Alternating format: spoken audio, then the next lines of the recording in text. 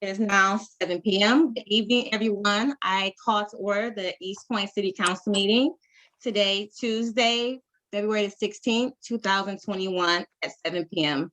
We always start our meetings with God and saying that we do our invocation with our Mayor Pro Tem, Sarah Lucido, in conclusion with our Pledge of Allegiance. Good evening, everyone, again, and good evening, Ms. Lucido. Would you please begin? Thank you, Mayor. Dear God, we thank you for the many blessings you have given us. We are grateful for all of the Eastpointe residents who volunteer their time and talent for the betterment of our city. Whether it is serving on a board or a commission, coaching a youth activity, or helping a local charity, we are reminded that it is in the giving that we truly receive. Let us all be challenged to look and see what we have to give. It is in your name we pray. Amen. Amen. I pledge allegiance to the flag of the United States of America and to the republic for which it stands, one nation, under God, indivisible, for liberty and justice for all. Again, thank you, Councilwoman Lucido, and everyone for attending and doing that prayer and pledge of allegiance with us. We're going to do our roll call. Councilmember Curley, Here, Eastpointe. Councilmember DeMonico, Here, Eastpointe. Councilmember Lucido, Here, Eastpointe. Councilmember Moore, Here in Eastpointe. Mayor Owens. Here in Eastpointe. Thank you so much, Ms. Mariah. She is our new Assistant City Manager, so congratulations to you as well. Thank you, To Mayor. make sure I say that, absolutely. We have the approval of the agenda. Can I get a motion, please? Mayor, I'd like to add an item to the agenda. I'd like to add the MSU Extension Citizen Planner training for Councilwoman Moore and Councilman Curley to the agenda so that we can approve it as that starts this Thursday. Okay, that would be item F, sir. Yes, Okay, so I'd motion that. Or moved and supported with that added for the added addition F for city planner. Motion in you have a second in the motion, so call a roll, please. Councilmember DeMonico, Yes. Councilmember Lucido, yes. Councilmember Curley, Yes. Councilmember Moore, Yes. Mayor Owens. Yes. And we have our Macomb County Public Works Commissioner, Ms. Miller, Candace Miller, Mayor, I here had- today. I'm I had sorry. one more item for the agenda though, sorry. Oh, you have two items. Okay, you said one. Okay, I'm sorry. I wanted to motion to table the planning commission appointments until city council people actually put them on the agenda. City administration had put them on the agenda, and I think city council people need to. So that'd be my motion to table them until they're put on by city council members. I second that, Mayor. Okay. Motion and support. Please call the roll on that addition to, let's just do it this way. So the approval of the minutes we're tabling item number C in addition to we're adding F as for city planning classes, correct? So that would be the motion and second. Let's do it that way. I Can you have call the roll? Madam Mayor, I'm sorry, I have a question. Yes, Before ma'am. we call roll, for Mr. Albright about Yes. the planning commission. If those terms are expired, are they still able to serve? Yes, that question came up at the last planning commission, and those members would continue in their role until someone, either they were reappointed or a new person was approved by the city council to fill their place. Okay. So, Madam Mayor, I have a question. Yes, sir. Carney, can you clarify your motion? Why is it that you're moving to table it again? Would you?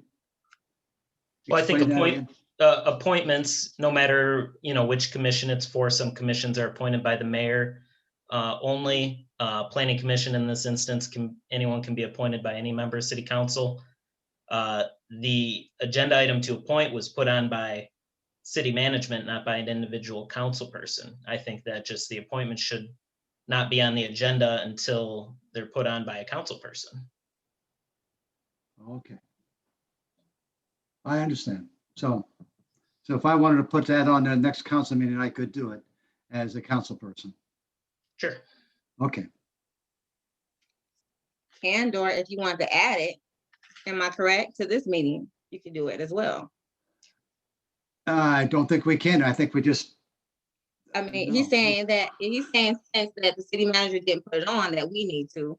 But in any meeting, if a council person wants to put anything on the agenda, just how he added something on, we can also do that with a second. So you always can add something with support That- on that. yeah, Is that I correct? understand what you're saying, Mayor. And city attorney can respond to it as well. I think that probably is not what we're going to be able to do, because one of the items on the agenda tonight, one of the 6, is that we cannot add anything like that to the agenda for appointments. A deadline is 12 o'clock the Friday before the council meeting. So adding it on at the council meeting would not be legal. Am I right, Richard? I think we just changed that one. So yeah, I think we just made that. I think Councilmember Monaco just created that a couple months ago, I believe. So that wasn't something that we used to do. That we didn't do in the last 3 years.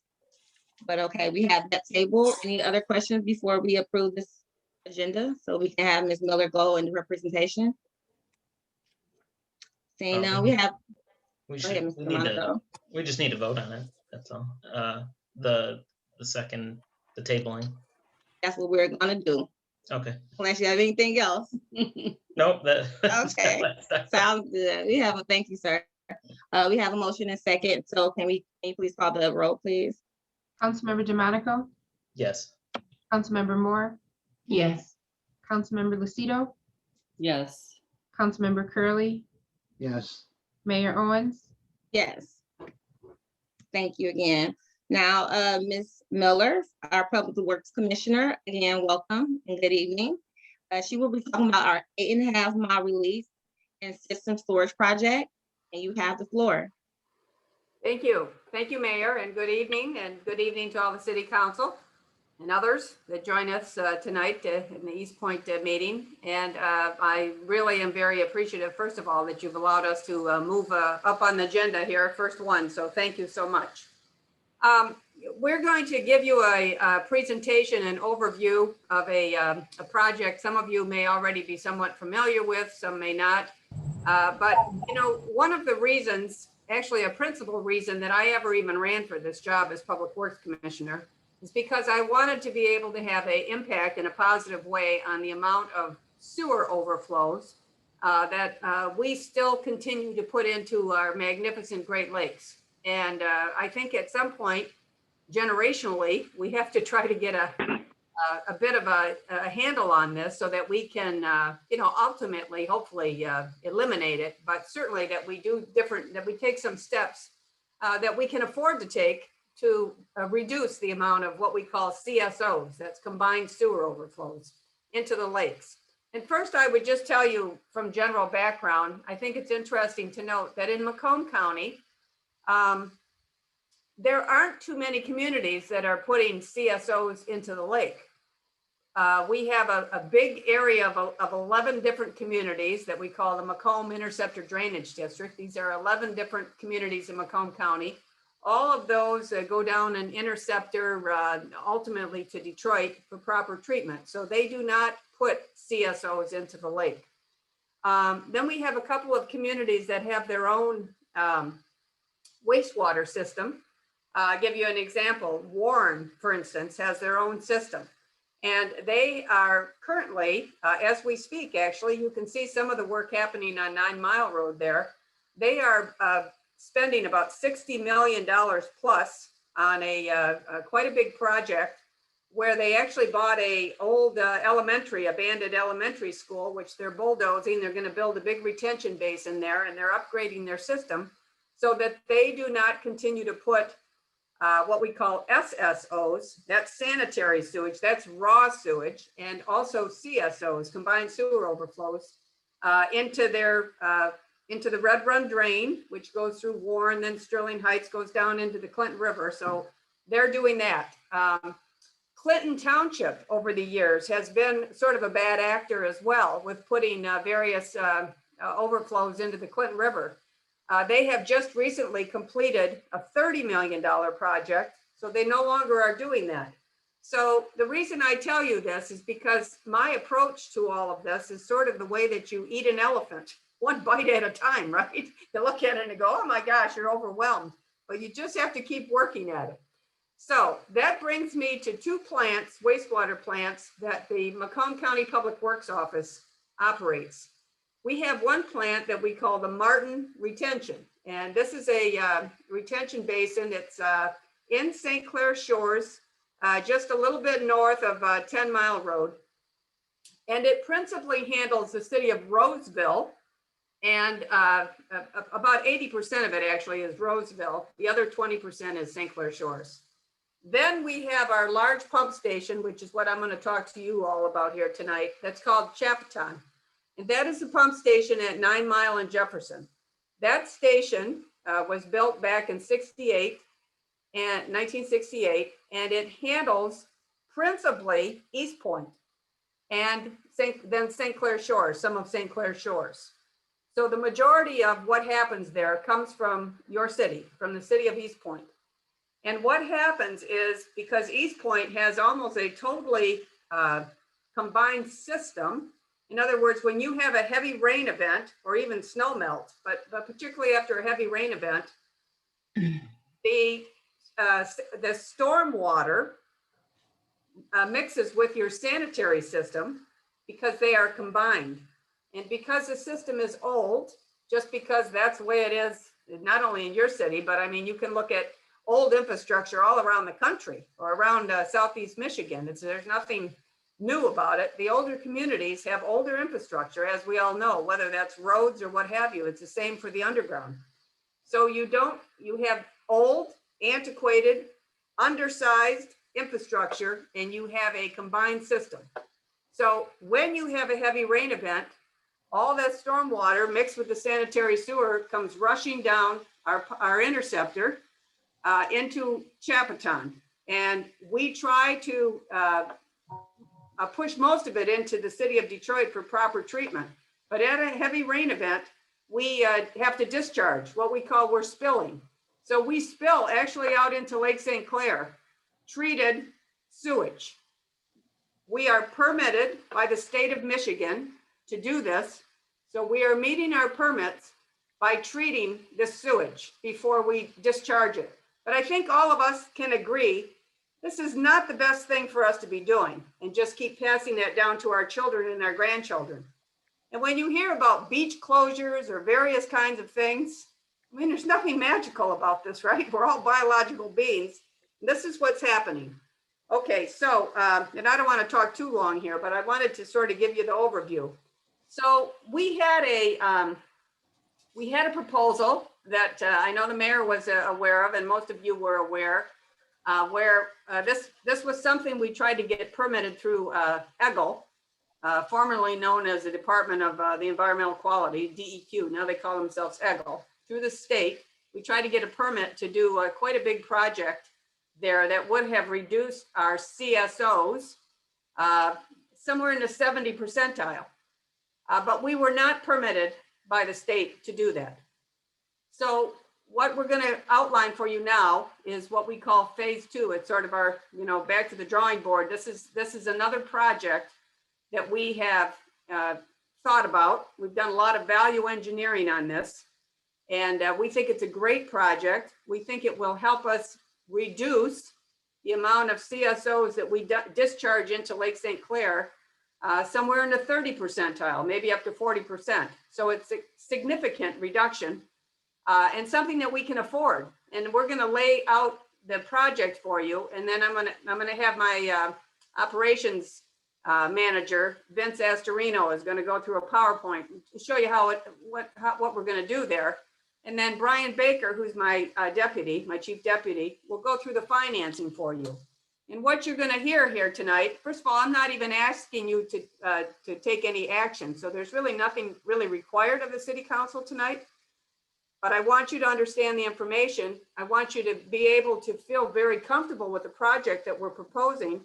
And I think what you're going to find is we have a fantastic project, and we're going to be able to finance it in a way that we are not going to have to increase the rates for your ratepayers. Now, all of us are elected officials here, most of us, so that really, I hope, strikes you in the right chord, because that's a great thing to be able to say, right? We're going to do a great project. It's going to be good for the environment, help all of us generationally, and we don't have to raise our rates in order to accommodate it. We've done a pretty good job, I think, of getting money from different sources. I've been out begging money here for a while for this project. We've got money from, first of all, Macomb County Board of Commissioners, and Veronica was very, very helpful, Commissioner Kleinfeld, in getting some cash for this project. Let's just be honest. You have people that are a county commissioner in Romeo or wherever saying, why am I helping Eastpointe, right? So, but we say it's all our drinking water supply, right? The lake. So it's for all of us. It's important. But it was a sales job, and we did good, Veronica. Good job there. So we got some. We have some money there. We also I went to the state of Michigan. We have several $1 million that we were able to get from there. So we've been sort of cobbling some dollars together. When we get to Brian will tell you that this is a almost $17 million project. And we have to finance about $9 million. And he'll walk you through why we don't have to have an increase to the ratepayers. And I don't want to keep going on here. So I want to make sure you can really see the PowerPoint. And then, I mean, this is a very big project. So I know I'm going to take a little bit of time here tonight, but it's something that the city and your residents need to understand what we're about. And I'm hopeful that everybody will be extremely excited about this, and we'll be able to talk about it in very positive terms, because we're all on the same team here, and that is the clean water team. We're all about water quality. So with that, I'm going to ask Vince Astorino to, if you would, Vince, go through our PowerPoint. I know you've been talking to the DPW director there in Eastpointe. And also I know Brian has had conversations with your city manager. And of course, I've talked to the mayor about this also. So we thought it was appropriate now to bring it to the city council. And I would also say that Commissioner Kleinfeld is very familiar with this project, because she sits on the board that has to vote for all of this, what we call our 8.5 mile drainage district board, which is the board that operates Chapaton. So she's also very familiar with it. With that, I just turn it over to Vince. Good evening, everyone. Would it be possible for someone to give me access to share my screen? Ms. Walton, is that, can you do that? Yes, Otis or I will try to figure that out. Mr. Otis Gatson is on here too. Okay.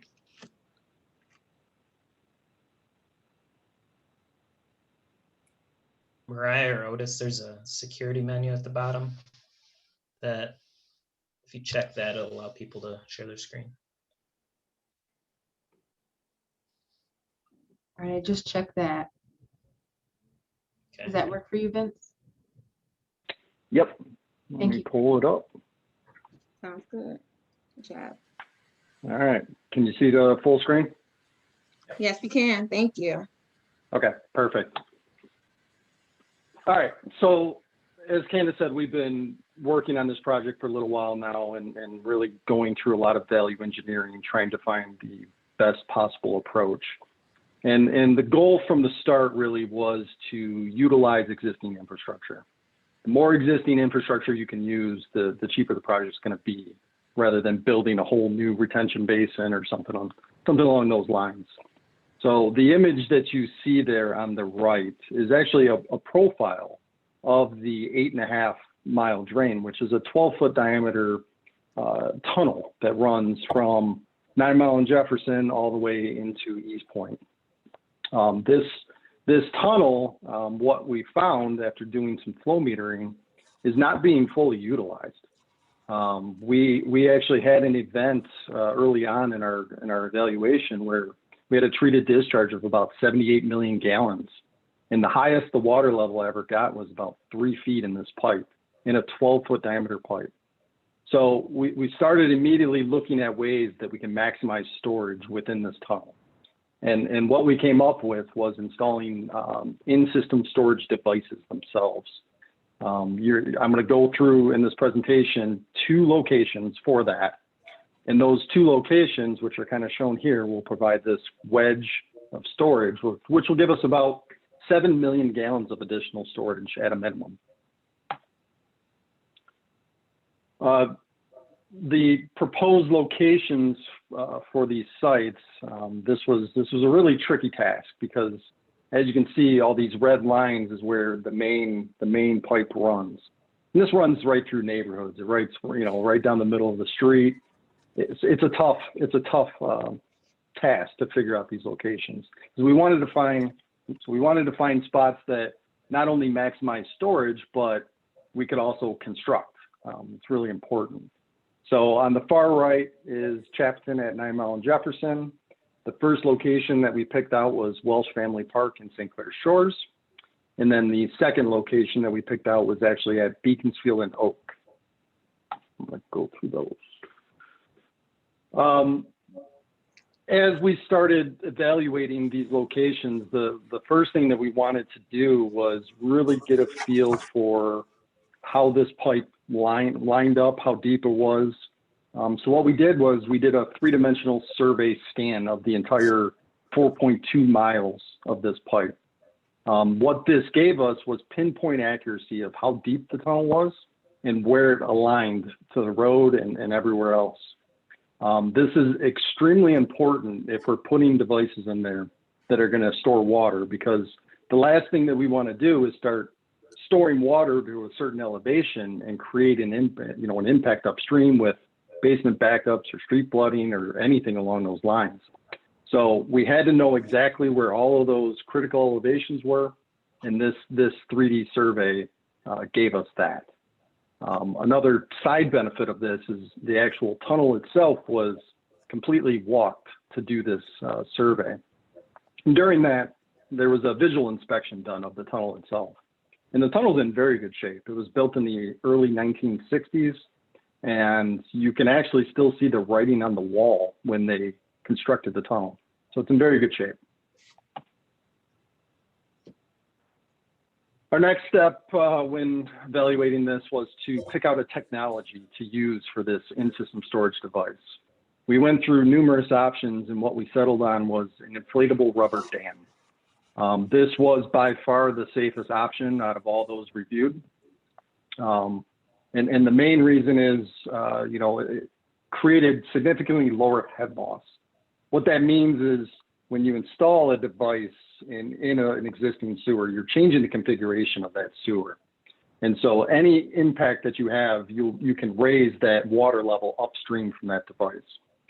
This device, because it's an inflatable bladder that will inflate, at the start of the event, and then deflate and actually vacuum seal to the bottom of the pipe, there's very low head loss within that pipeline itself.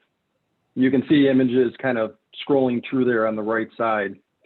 That's an actual physical model of what's proposed to be built within our system that's being developed in Germany for us right now. Here's another example of an inflatable bladder installed in a sewer system. This is actually down in the GLWA system. They have numerous of these throughout their system that were installed in the early 2000s. And they've held up very well. They've had very minimal maintenance to them, and they do the job that they need them to do. You can see the image on the left there is the inflatable dam actually deflated. And then the image on the right is when it is inflated, when it's in a position to store water.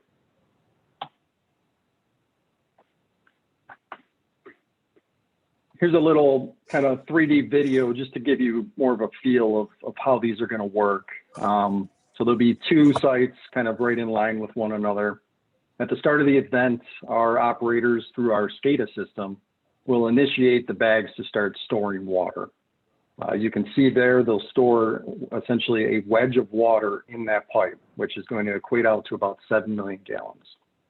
At the end of the event, when there's room in the system downstream, then we can slowly start dewatering the system, either through it's going to be through a side bypass channel with how we're setting this up.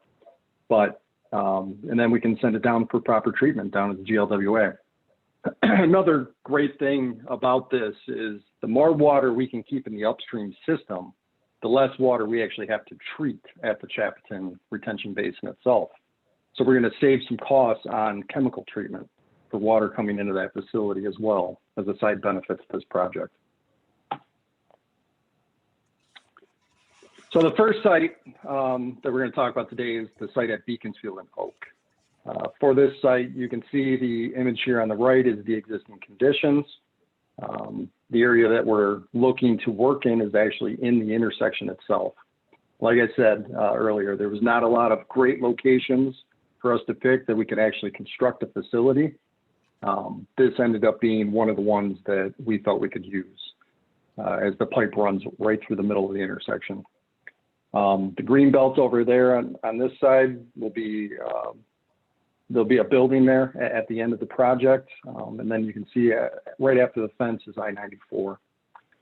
The image on the left, let me, the laser pointer. The image on the left is actually where we'll be constructing the shaft that's going to be underground. This shaft will be an open hole for construction. So it's going to be approximately about 65 feet long, 43 feet wide, and it's about 40 feet deep. When construction is complete, though, this will be restored completely to grade, all new concrete all throughout the area. All that we'll have is some access hatches to be able to get down underground to access the facility itself. When things are completely restored, all that's going to be, you're going to be able to see above ground is a control building, which will be over here off on the side of the road. I have some images of this, and like Candace said, we've been working with the DPW director on this, and next steps obviously is go through the planning commission, but it's going to be a brick building, glass block windows. This building will be used to store all of the air compressors and electrical equipment, all the key components to run this facility underground. Another couple things that will be on site will be a generator, which will be over on the site itself. We need to have redundant power to this facility. Last thing, we're operating these in wet weather. So, the majority of the time when you lose power, it's during a wet weather event. So we need to have that backup power available to run this facility. The other thing that this is going to have is it's going to have a odor control setup. So as we're storing water in the tunnel itself, we're kind of creating air pressure waves through the system, because as you store, as you release, you're sending air around. We want to control where that air is coming out of the system itself. So there's going to be key points set up throughout the system with vent stacks. Those vent stacks are going to be connected to carbon vessels that the air is going to actually come out, go through the carbon vessel, and then through the air stacks. As we've gone through designing this project, we want to minimize as much noise as possible. We do not want to create any odors. We really want to stay out of sight, out of mind with this. And then as for the underground structure itself, here's a 3D rendering of what that will look like. Like I said, above ground, you will not see anything. This will be a concrete slab that will blend right into the concrete itself, the road. Underground, you have the main pipe that's running through. The inflatable bag itself will be installed in this middle portion. And then, as I said in the earlier 3D video there, that when we're dewatering, we'll actually have a bypass channel that will flow around that will be controlled by a couple sluice gates. There'll be a couple different sizes, one small one for dewatering, and then one larger one for emergency purposes. Every single aspect of this has some kind of redundancy component to it. So if the bag is to fail, we still have a way to get water around safely. The last thing to discuss on the Beaconsfield site is the traffic control. Obviously, we're going to be working right in the middle of that intersection right there. So we're setting up traffic control detours for that to bring the main traffic around through Kelly Road. All local access will be open during construction of this facility. The only areas that is going to be shut down is right in that intersection itself. Every single resident around here will have access to their home. And that's, we're doing the best we can to address that. The second site, these two sites are essentially clones of one another.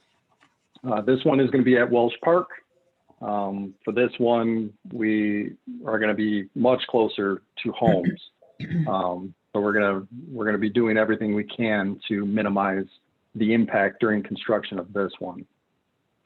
But same as Beaconsfield and Oak, there'll be a building above ground, odor control setup, generator, and then the structure itself will be finished to grade, and you will not see it afterwards. If I could just interrupt for one quick second here, Vince. So just so you all know, Welsh Park is in St. Clair Shores. Just so that's in St. Clair Shores. That has, we've already made this presentation to the St. Clair Shores City Council. I think we did it last week or 10 days ago or so. So we're working with them in regards to Welsh Park. And as Vince says, there we have residents right in the immediate area. So we're going to obviously work through all of that. But this is not in Eastpointe. The only thing that's going to happen in Eastpointe is right next to I-94 there. So, but on Beaconsfield, excuse me, go ahead. So the next steps for this project, we're going to be finalizing design, 100% design by March of this year. We're at 90% now. Like I mentioned before, there's a physical model actually being tested right now in Germany. They're going through the next phase is actually put it through testing of water going over top of the bags themselves. But if everything goes well with their testing, they're going to be completed by September 2021. And if all goes well, we'll be out to bid for construction by October 2021 with a tentative start time, I believe around February of 2022, where the contractor would actually begin. Construction estimate itself, we're looking at approximately 24 months for both sites to be completed. Beaconsfield specifically is about 12 to 14 months. And both of the sites are going to be staged in and worked probably on at the same time. At this point, I'm going to turn it over to Brian to go through the finances. All right. Thank you, Vince, and thank you, Mayor and City Council. As Candace said, the total cost of this project for construction is $16.7 million. The good news is that, as Candace said, we've raised almost $8 million of that. Between the state gave us a $3 million grant, and the county $2 million, SCMSD $1 million, and funds from the district itself. So the net cost that we need to finance is $9 million. Now we have secured low interest state revolving fund loans for the project, and that's at 1.875%.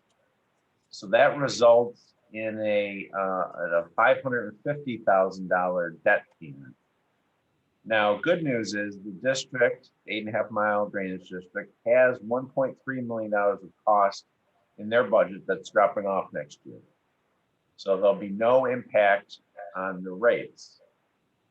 Now, further, the cost of this project is spread across several entities. About 45% of it is being paid from others, not Eastpointe, but that includes St. Clair Shores, the state, and the county itself. Eastpointe's share of the debt is about $300,000. You'll also note that there's other drainage district debt from this office that will be expiring next year in 2022.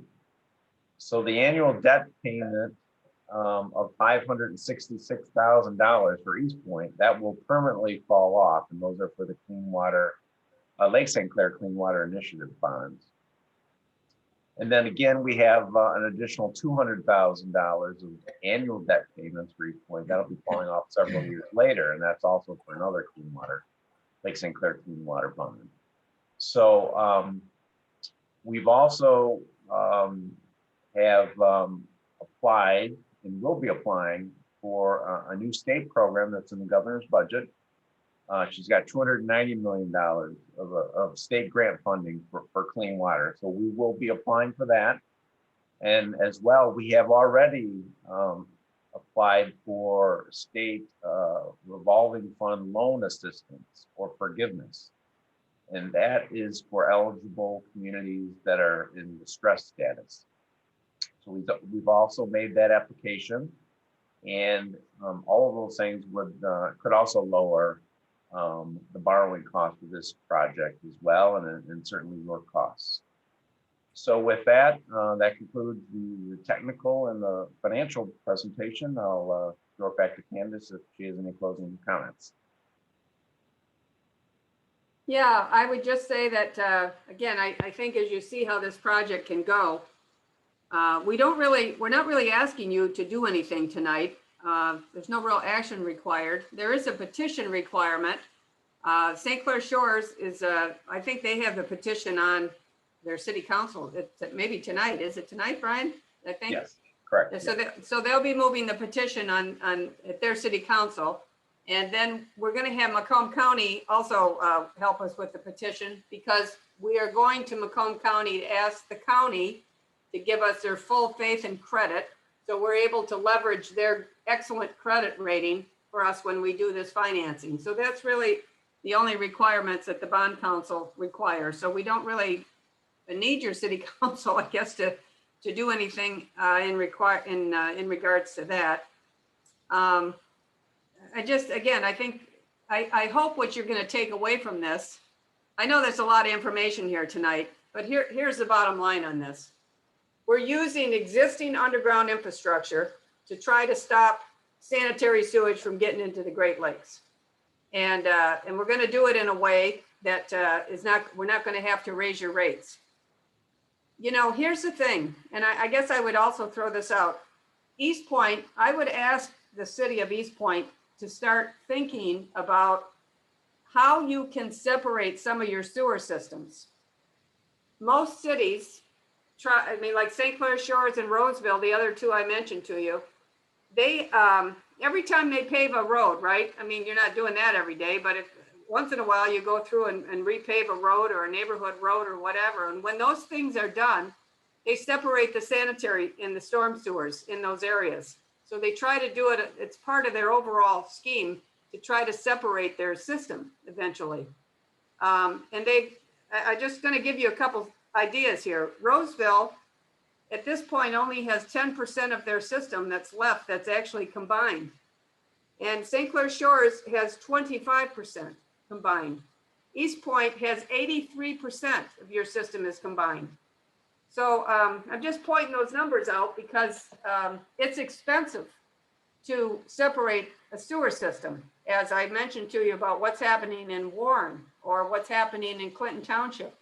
The city of Mount Clemens separated their system, and it cost their residents a lot of money, but they did it. The state actually mandated them. You know, I used to be a member of Congress, so I'm familiar with other, Port Huron completely separated their system. And that is not a wealthy community. It took them a long time, over a number of years. We actually tried to understand how much would it cost if we were to separate the systems in Eastpointe and St. Clair Shores so that we wouldn't have these combined sewer overflows going into the lake. Well, it would be anywhere from $350 to $400 million. Obviously, that can't happen. I mean, it's just not, it can't happen. But there are some things we could do. And so this is certainly a huge step forward. And again, it's at no cost, no increase. I'm not going to say it's free, but we don't have to raise the rates in order to do it. But I would ask the city council to think about, as you're doing your long-term planning, you have to really think in terms of every time you do some infrastructure work, separating those sewers. That's how you're going to, you got to bite away at this stuff. And we'd be happy to work with you or help you however we can in any way.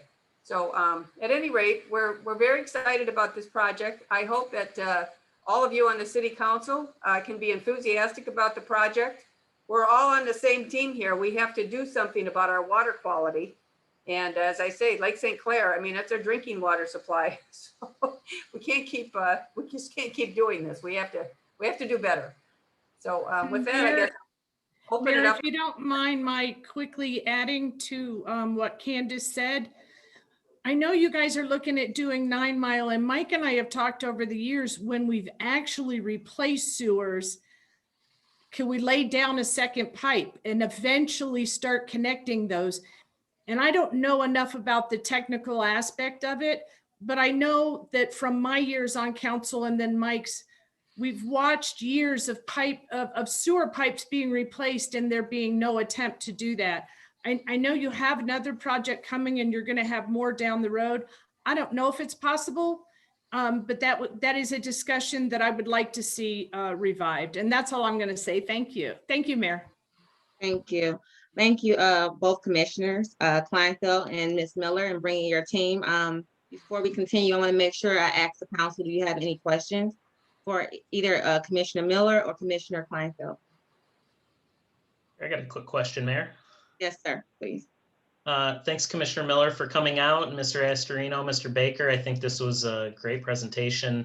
It's innovative for sure, just can add into the pipe and hopefully save some overflows like you're saying. I guess I have one, I think, easy question. You said that, let's assume that it can save 7 million gallons of water. From the emails we've received from your office, and thank you for sending them, obviously they're not, nice to see, like you're saying there about the overflows that each time they happen, your office has been emailing us, which I think is great. 2 of the 3 were under 7 million gallons. It looks like one was 5.6 for Chapatin, one was 2.5, and the other was 26.8. So would have 2 of those 3 been prevented essentially, if assuming 7 million was the appropriate number? Yes. Yes. I mean, we're going to put this thing in, Carl, and we're going to stop a lot of these overflows. As I say, we think it can be somewhere between 30 and 40% of our discharges in a year, which is a huge bite of the elephant, right? It's a huge step forward.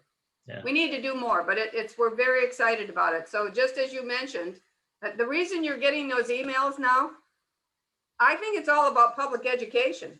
I'm going to venture a guess, because I used to be on the Harrison Township board and no one ever sent me an email telling me about any overflows. I never knew, right? Never really knew.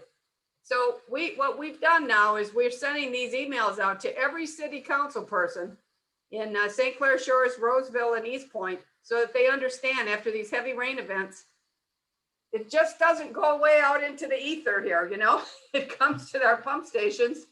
We have to treat it. You're like shocking it with a heavy chlorine bleach, really, is what you do. Then we discharge it. And you obviously can't put it out straight sanitary, but it's still not a great thing. And so we do need to do a better job. And as you just mentioned here, I mean, those 3 incidents that you got the emails from, yes, if we had this system in place, you wouldn't even gotten an email from us. Well, thank you. Any other questions, council? Okay, none. Again, thank you. I know I have a ton of questions, but I think I can talk to you more about that in another meeting. I think some of my questions were going to be, since Eastpointe already has a lot, we've been having a lot of water main breaks, and this whole system seems vaguely new. And I would hate to see we have more, because you're holding water in those pipes right now, and we have a lot of water main breaks. So I really want to see more of how that goes, the data, and what other cities have used this program. Are we the first ones? So I would like to get more information on that. And I believe that since we are 83%, like I said, not combined sewage, I've seen the information, and we do need to be more, proactive on that. But since we're having so many water main breaks, we don't have the funding for that right now. But we are going forward and trying to do projects going forward, because we still have water main breaks that we're currently dealing with. We also have lead pipes that we're dealing with, and our water system and the water our water bills are constantly going up. And we just bought a program so that we can clean our water and have that detected. So we have a lot of things already going. And Eastpointe pipe system is so very old. We're going to get there, but we have to plan to get there. And we're doing what we can to make sure that people are drinking clean water right now again. So thank you for bringing that up, because I did a lot. I actually went to the Chappaton. I don't know if any other council members ever get to visit Chappaton or 9 Mile in Jefferson. You know, You guys- if I could, Mayor, I Go would ahead. just, that's a great idea. And any of the city council, if you'd like us to arrange a tour at the Chappaton, the mayor says, as she's mentioned, she's already been through there, but if any of the rest would like to come through at any time, we would be happy to give you a tour. Just in regards to what you're talking about with your water main breaks, what we're talking about tonight is a sewer interceptor. It has nothing to do with your water system. So you do have old water systems, and you're right, you've got a lot of issues. Yeah. That's not what we're talking about tonight, though. We're only talking about the sewer. So as we hold the flow back in these sewer interceptors, it will not impact your water system at all. Okay, that sounds good. Yeah, so if you get a chance, any council members that want to actually see the Chappaton and how it's done and how it's cleaned. I think I went my first year as a councilwoman, and I went to the Chappaton and viewed that and tried to see how it looks. Actually, I need to do a tour of in Detroit, because I want to actually see how, we paying these people millions of dollars. We need to see how they clean our water and how the process is done. So when any council members get a chance and everything is cleared up, I'll take a little field trip. It's gonna be a smelly field trip, but go to the Chappaton and see how that water and how our money is being used. So again, thank you for your presentation. If me and council have any more questions, we will definitely have another meeting. And if anybody listening in, any residents listening in, please email. You have the email that you want to give the residents if they want to email you any questions or anything, Commissioner Miller? They can just go to our website. Just go to the Macomb County Public Works website, and you can interact with us in that way. You can see our email there. You can follow our Facebook page. We have all kinds of videos that we put up about the different projects. We are happy to engage with any of your citizens. If you'd like to, however you want us to get the information out, we want to be as transparent and accountable with this project as we can, because we want not only the city council, we want your citizens to embrace what we're doing, that they understand that we are all working toward water quality out in the lakes. Right. And any resident that again want to reach out to Commissioner Miller, Commissioner Kleinfeld, please do so. And if you want to actually see the Chappaton, you drive straight down 9 Mile in Jefferson, you see the big bubble that's holding all this water, and clean it, and we clean it and we dump it into the lake. Unfortunately, that's what we have to do. We're trying not to do that. That's why they're putting this plan together, so we can hold the water more, so we can send it to Detroit. So again, I'm closing that out. Again, thank you for coming and taking time out to explain this to the residents. Just my last thing I would say, I know that Vince has been working, I think, with your DPW director. We paid the fee for the review of the building down there. We're waiting to get some comments back from Mr. Abraham, I believe his name is. So you could ask him to give us his comments back. We'll expedite this project, and I appreciate that. Absolutely. You want to talk to our new director, Mr. Darren. Now we have a new director. He just got hired in, so congratulations to him. But reach out to him, and because if you're reaching out to somebody else, you won't hear from someone that doesn't work here anymore. So yeah, so we have a new public safety, not public safety, Department of Public Works director, and he's done a really good job. He's been here for 16 years, so he knows a lot. So please reach out to him. Thank you so much. Okay. Thank you all very much. We appreciate the time. Yes, ma'am. Thank you for your service, as well as Commissioner Kleinfeld. Have a good evening. Thank you. Thank you. Thank you. Moving right along to the hearing of the public is now open. You get 3 minutes. When I say start, you can say your name and your residency. Even if you don't live in Eastpointe, let us know where you're from. And we ask you to be respectful, and please open up the hearing of the public at this time. Right. See here, Mary Howell Rayford would like to speak first. Okay. Good evening.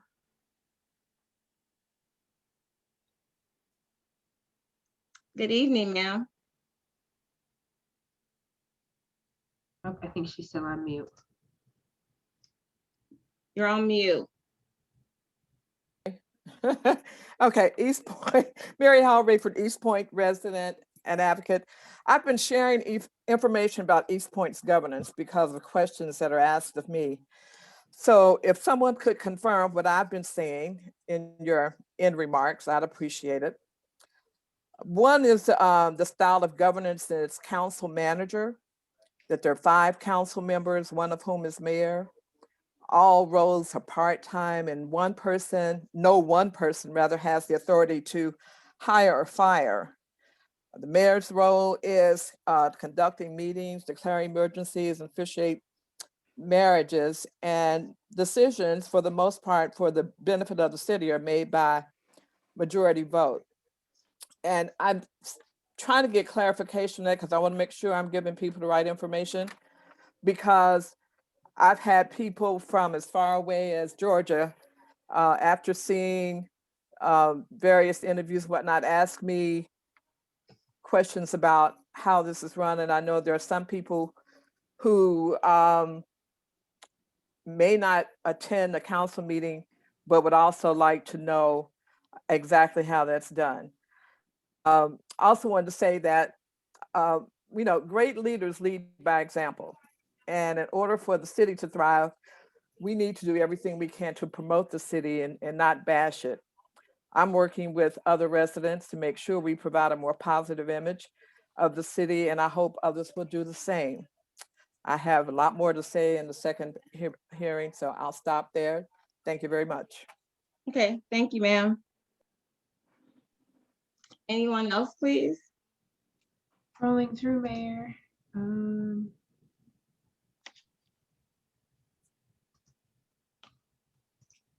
I don't see anything in the chat and there are no hands raised. Okay, thank you. Seeing none, the hearing of the public is now closed.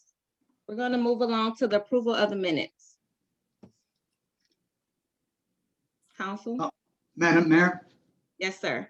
I would move that we approve the regular minutes of the February 2nd, 2021 meeting. Support. Moved and supported. Please call the roll. Councilmember Curley, Yes. Councilmember Lucido, Yes. Councilmember Moore, Yes. Mayor Owens, Yes. Councilmember DeMonico. Yes. We have no scheduled hearings tonight. We're going to unfinished business. Item A, second reading and adoption of ordinance number 21-1209, amend chapter 2, administration, article 5, boards and commissions of the city of Eastpointe Code of Ordinances. Madam Mayor, I'll motion to give second reading to adopt ordinance number 21-1209, which amends chapter 2, administration, article 5, boards and commissions of the city of Eastpointe Code of Ordinances. Support. And I had one quick question from Mr. Albright. I forgot to ask this ahead of time. It said it's 1209, but last time it was 1204 for the first reading. I didn't know if that mattered, or I thought it'd be the same number as the first reading.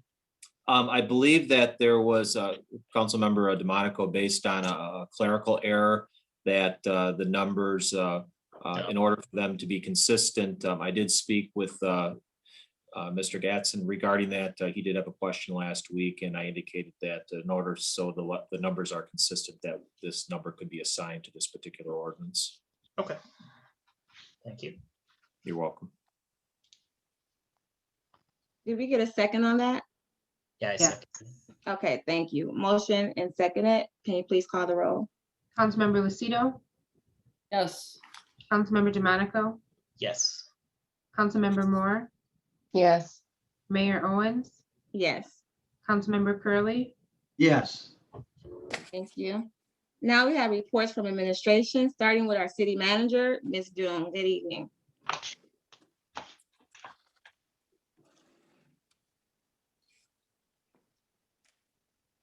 You there, Ms. Doom? Sorry, I'm just chatting away to myself. Okay, I do want to speak just a little bit about snow.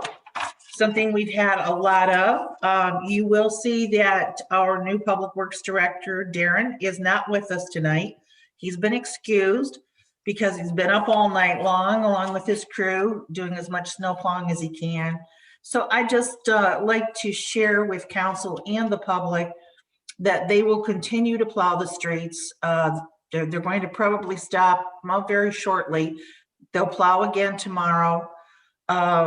Thursday, we are expecting more snow, so there may be another snow emergency for Thursday. But as it is right now, the snow emergency is still in effect and people need to get their cars off the road.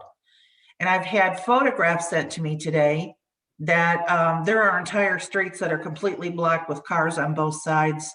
So there is no ability to even plow those streets. So tomorrow when they go back through, if those cars are still there, they will definitely be ticketed. We've got our police working with us. And can you all hear me, Mayor, because you're frozen?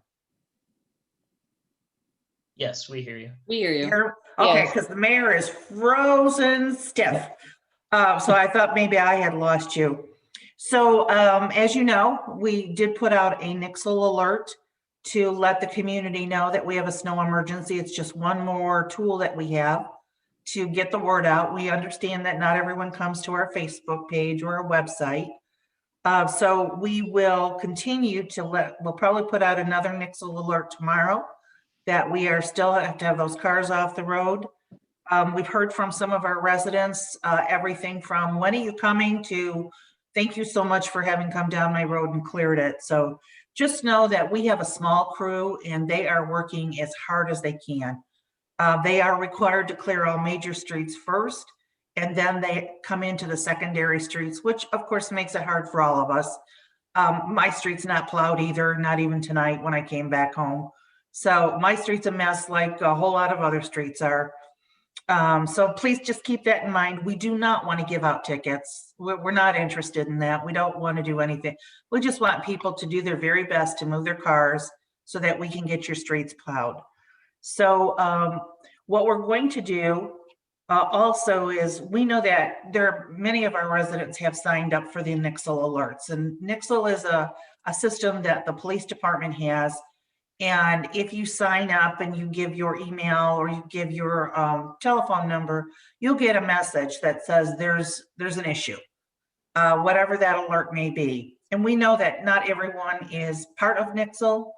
And so tomorrow we will have instructions on our Facebook page and on our webpage, and our police chief will also assist. We will give information on how to sign up for Nixle. So if you haven't joined us yet, sign up so that you're aware and alert of any other type of emergencies that are coming. So enough on the snow. We all know it's winter and more's coming. We had a good dump of it, but we're going to do the very best that we can. Now, many of us are going to be taking a citizen planner class beginning tomorrow. Some of our council is, many of our employees are. It's part of the overall effort on my behalf to have not actual cross training, but I want the employees in my department to understand how the other departments work. How does building work?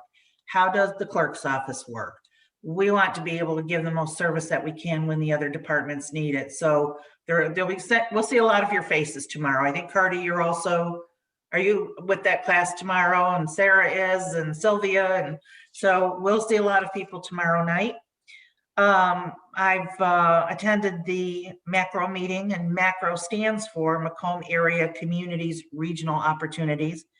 And it appears that the federal government may still have some funds available for cities that have been struggling financially, which is really just about every city has had to pinch their pennies a little bit with COVID and people out and paying them to stay home and stay safe. So there might be some good news coming our way very shortly to help bolster our budget and keep us right on track. So when that news comes, I'll definitely share it with all of you.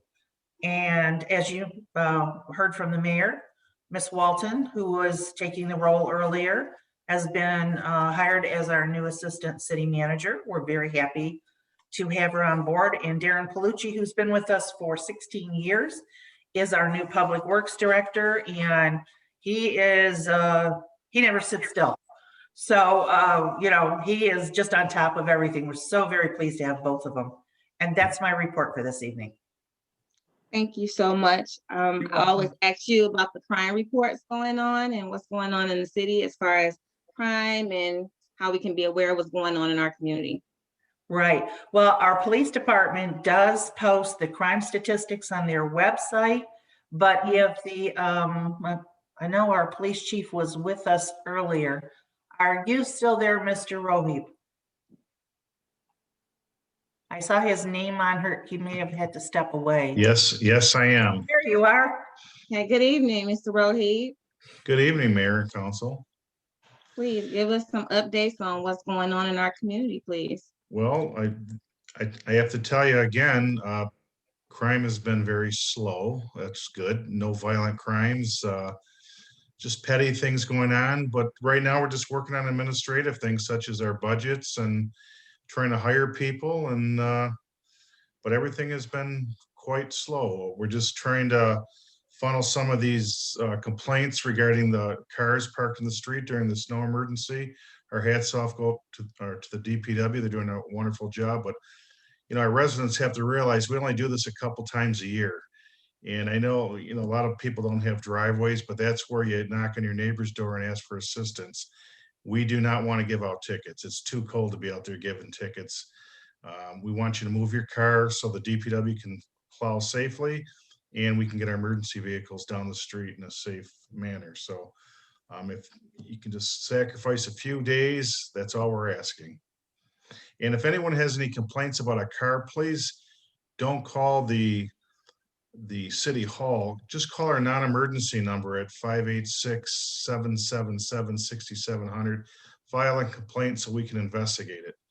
Calling the city hall is not going to get you anywhere. It's just going to delay the process. So that's all I have. Thank you, sir. Any questions, council, with our city manager or our director? Public safety? One quick question there. Yes, sir. Ms. Doom was wondering if we could just post, on the website or on Facebook about open board and commission positions. There's quite a few of them. Just was wondering if we could, usually when we post, we get a few, new residents to put in for that. Maybe wait, till the snow emergencies are over, or actually maybe it's the perfect time if everyone's stuck at home to apply for a board or commission. Okay. But, I was just curious if we could do that. Yes, absolutely. Thank you. Glad to. Any other questions, council? Also, you probably heard from Mr. Blum, Ms. Doom, about when I don't know how many scholarships they give out for council and those that you added to the city planner training. But I know I reached out to our risk assessment and they said that they'll pay, I think it was like 80% of each person's to go to the citizen planner. Because I think I took it 2 years ago, so I couldn't take it again. But so once whoever passes, which I know all of them want to pass and finish, then they'll reimburse us 80% of each person's cost. So I don't know if you knew that already. No, I did not. Thank you so much. That's good to know. Yeah, so that saves us a lot of money, so we can take more classes and things like that. So moving right along to our finance director, since we're talking about money, Mr. Blum. Good evening. Madam Mayor and Council. Just wanted to give you an update on some of the grants we had received. If you recall, we received a $204,000 election grant. We are currently going through an audit for that one, and we'll figure out how much of that we've actually spent. We believe it's a good chunk of it, but there might be some that has to be returned. That was a private grant. And then 2 of our 3 CARES grants, we have been miraculously chosen by the state of Michigan to get audited on those. So I appreciate that from State Treasury. We actually provided them the information on the first one, and I just got the second notice today that we have to provide a whole bunch of data to them. But yeah, there's never any grant that doesn't have any strings attached. That's the joy of grants. But That's all I have to report, unless you have any questions. Any questions, council? Saying none, thank you, Mr. Blum. All right. All right, moving right along to our city attorney, Mr. Albright, good evening. Thank you. Good evening, Madam Mayor, members of council. Just a couple of things for updates. Last week, I met with the city's planner, Laura Howe, to go over a couple of possible ordinance changes. The Planning Commission has already met to discuss changes to the city's group home ordinance. And Ms. Howe is working on those revisions. And once those are completed, she will send her findings over to our office for further review with the goal of getting something in front of the Planning Commission at a later date and ultimately in front of the City Council for approval. Ms. Howe and I also spoke about possible changes to the city's electronic sign ordinance. The Zoning Board of Appeals was interested in possibly making changes to that ordinance. And so the city planner is going to be reviewing that ordinance and getting her findings over to our office for further consideration, which will ultimately go in front of the Planning Commission. And then Ms. Hall and I also talked about creating a parking agreement ordinance. This is an issue that has come before the Planning Commission regarding a parking agreement between a property owner that wants to use their property for a particular use but does not have adequate parking and wishes to enter into a parking agreement with another property owner possibly. The city doesn't have an ordinance covering such a thing. And so in order to help property owners in the future, Ms. Howe and I are looking at creating an ordinance which would ultimately need to be passed by the City Council. Next item, this Thursday, I am scheduled to meet with city administration to talk about streamlining the handling of building department cases. This is something that came up from the court administrator. And so we are going to be meeting this Thursday to go over that. And then finally, let's see. City administration is still in the process of putting together a list of addresses for future show cause hearings. I hope to have something for the City Council at the next meeting and request that those addresses be scheduled for show cause hearings. So that is all I have, Madam Mayor. I'm happy to answer any questions. Thank you. Any questions for our city attorney, council? Okay, seeing none, we're moving right along. To new business. Item A, the approval of submission of the Almond Street Reconstruction Project to the Macomb County Community Development Block Grant Program for the 2021 Bricks and Mortar Program. Any discussion on this? If not, let's continue. Sure, Madam Mayor, I'll motion to approve the submittal of the Almond Street Reconstruction Project to the Macomb County Community Development Block Grant 2021 Bricks and Mortar Program, the amount of $150,000. A second. Moved and supported, please call the roll. Councilmember DeMonico, Yes. Councilmember Moore, Yes. Mayor Owens, Yes. Councilmember Lucido, Yes. Councilmember Curley, Yes. Thank you. Item B, the allocation of city's 2021 public service funds to nonprofit groups. Council, for discussion, we have a list here with each person having a set amount of dollars that they want giving to their charity. And it's actually a total of $23,087, and we were given $23,600. So actually it's under the budget. So go ahead with your discussion. Madam Mayor, Yes, ma'am. I would be happy to, give the ones that came and presented to us at the last meeting. I think that breaking up the money to those charities, I think that's what would be my recommendation. Okay. Because we had Care House, Interfaith, Wigs for Kids, and Crest, correct? Turning Point. What was that? And that was Turning Point? Mhm. Or it wasn't McCrest? No, they weren't there. No.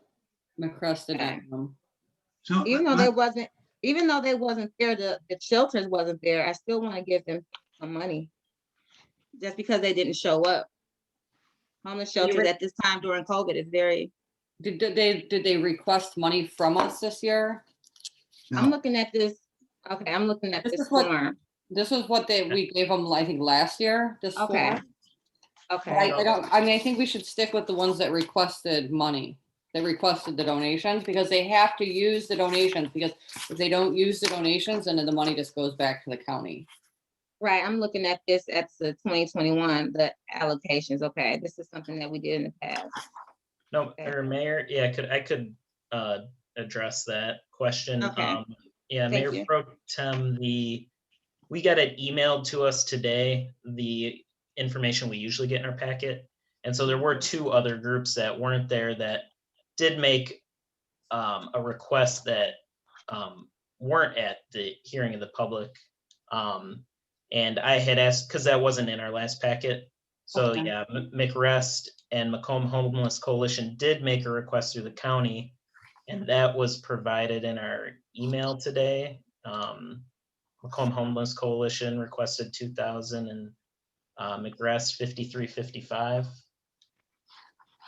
I think I'd agree with the mayor. I think what we've done in the past is if they come out to the council meeting, and we do learn a lot about them, and I mean a lot of us take part in a lot of these different groups, anyway. We've given more to people that have come out to the council meeting, but I think I'd agree with the mayor. It'd be nice to give some to McRest and Macomb Homeless Coalition for sure. So we just have to reduce a little bit then, out of the groups that did show up. What were the amounts that McRest and the Homeless Coalition was asking for, or were they asking for any dollar amount? Yeah, 2,000 for Macomb Homeless Coalition and 5,355 for McRest. It was an email today. They're highlighted in pink if you have it open. Yes, yeah, I have it here. Yeah. And then McRest.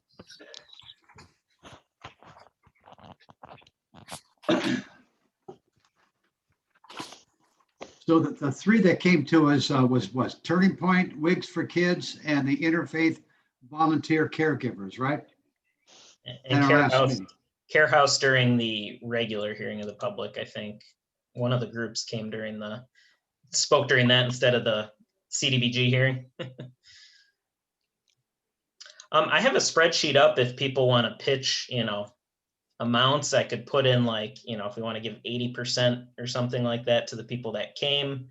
And I think if I'm not mistaken, there's a 1,500 minimum though. I know Wigs for Kids asked for 1,000, but I saw there was a note that 1,500 was the minimum you can give. 1,500 per charity? Oh, is that 1,500 countywide? Maybe I'm misunderstanding that. I don't know if LP or anybody can answer that. Yeah, there's a 1,500 number in that first box at the top of the PDF. It says if an agency receives less than 1,500, but I do see it says aggregate, so maybe that doesn't matter then. We could still do. Mr. Marucci should be on the meeting with us. I saw him earlier. I am. You still there? I am. Can you hear me? Great. Excellent. Yes, we How you can. doing, Mr. Marucci? Mr. Councilman McCarty is correct. It's 1,500 countywide, but you don't really know what's going to be done because everyone votes separately. But it is 1,500 because the paperwork's so extensive. They don't want to incur anything less than 1,500. Last year, it was 1,000. Okay. Yeah, it looks like they received last year it says 4,600. So I'm thinking they'll get at least 500 more if we did 1,000 then. Yeah, I think so. I agree. Let's see, I'll just. Mr. DeMonico, if you want to fill in those on your Excel, Yeah, that'd be helpful for us. Thank you. Yeah, I'm trying to fix that. Let's see. Because I misunderstood that 1,500. Let's see. Well, what do we, Carter, you had said there were at the minutes that we have in our packet, Turning Point was 8250, Wigs for Kids was 1,000, and Interfaith Volunteer was 2,200. And Care House was According to our minutes, that's the people who came to the hearing of the public. And Yeah. Care House too, came and they were 12,000. Care House is 4,000. 12,000. How much? Yeah, they were 12,000. asking for 12,000. Yeah. Like half of the funding. Yeah, the PDF talks about too what everybody used all of their money that we gave them last year, other than Wigs for Kids. They used 500 out of the 1,000, but I saw that everyone else had used it all. So we gave 5,000 to Turning Point, and where's Care House? And 9,000 last year to Care House, and they were able to use it all for Eastpointe residents. I was thinking, since I'm looking at the 2020 allocations, it came up to $23,087 for last year, and we were able to give them a certain amount of funding, as you can see. Now, if you want to keep it the same way with the same allocations and what we have left, distribute those additional money to the warming center and the shelter, we can do that. Because we were able to give them all this money last year under the budget, and we had at least 400 and some change left, and we can distribute that extra money to the shelters so we can use all the money. Well, yeah, I agree. I think, yeah, we're going to have to use the whole 23,600, but I'm looking at the fact that let's talk about the people who actually took the time to come to the hearing of the public. And we ought to decide on those 4 or 5, and then whatever money we got left, we can talk about the others that are listed from 2020 that we gave to. I mean, they came and it makes a difference, but looking at the whole picture, these are people that are serving homeless people. Sometimes they may not be able to show up. Okay, so that's what I'm saying. I get what you're saying. Let's look at the people who showed up, but I mean, we can't count out people who are homeless, whether they're showing up to them, feeding them. So sometimes everybody can't show up to a council meeting. I'm just saying, let's just already allocate it how it already was last year, and the additional money we give it to those 2 organizations that emailed us last night. Mayor Pro Tem? Yes, I like Mr. DeMonico's idea too, of giving the ones that showed up 80% of their request, and then taking the additional funds to give to Macomb Homeless and MCrest. So they would still be getting a decent amount of money, I believe, if I'm not mistaken. How much would they be? Macomb Homeless, I think, was only asking for 2,000, so we probably could give them the whole 2,000 then, and then MCrest would get the difference. All right, well, let's go through the Give list. them 80% of the 2,000. I mean, give them, we're doing 80%. We should give them 80%. So it would be 1,600 for Macomb Homeless, and then MCrest would receive. Councilman DeMonico, I think, is putting. I think it looks like 60%, and we'd still be under. So everybody gets 80, McRest 60, and we'd have $11 to spare. It looks like, if my calculation. I think that sounds like a fair idea. So the ones that are showing up are getting, they showed up, get a little bit more, but we're still helping Macomb Homeless and MCrest. How much are we giving to the Homeless Coalition? 1,600 would be the 80%. Okay. That's close to the $2,000 they asked for. And that's actually more than we gave them last year. 1,600 for the homeless, yeah. So I could read those amounts then, if you want me to, Mayor, real quick. Why don't you read them out so we get something on the table? Yes, please. Can you read them out? Thank you. So, and as we said, it was 80% for everyone, and then 60% for McRest, and those numbers would be for Care House, $9,600. Interfaith Volunteer Caregivers, $1,776. $1,600 for Macomb Homeless Coalition, $800 for Maggie's Wigs for Kids, $3,213 for McRest and 6,600 for Turning Point. Which, let's see, summing F4 through F9, yeah, is $23,589, and we have $23,600 to work with. How much left? $11. $11. Well, could we just add that $11. $11 to the McCrest one then and bring them up to 32.24? Yeah, right. They're the only ones getting 60%, so we most Yeah. extra Right. 11 on there. Let's see, or what was it? 32.24. Since Mr. DeMonico has the number, I'm gonna let him make the motion with the numbers. I like that Sure. idea. Can someone, Mr. Marucci, or someone double check? So 23,600 is the amount, right? The total amount. Correct. Okay. Okay. Yeah. So then I'll read that out again. Then I'll motion we allocate the CDBG funds as follows: Care House $9,600, Interfaith Volunteer Caregivers $1,776, Macomb Homeless Coalition $1,600. Maggie's Wigs for Kids of Michigan, $800. Macomb County Rotating Emergency Shelter Team, McRest, $3,224. Turning Point, $6,600 for a total of $23,600. Support. Good job, Council. Moving and supported, please call the roll.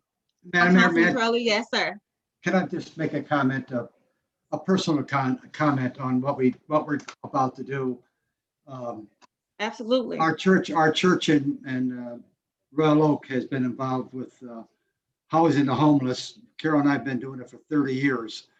And I can't tell you what we're about to do for these agencies, because they use every dime, because of many of the things that we provide, all of the essentials for hygiene, all of the food that we feed them, clothing, if we don't get enough volunteers from the church. So thank you, everybody, from my personal heart, of what I know what it's going to go to. And I know the volunteers that work at all these agencies are going to be very delighted. And I can tell you from 30 years of experience that every penny will be used for the folks who need our help. So God bless you. Thank you, sir. We have a motion and second. Did we do the roll call? Not yet.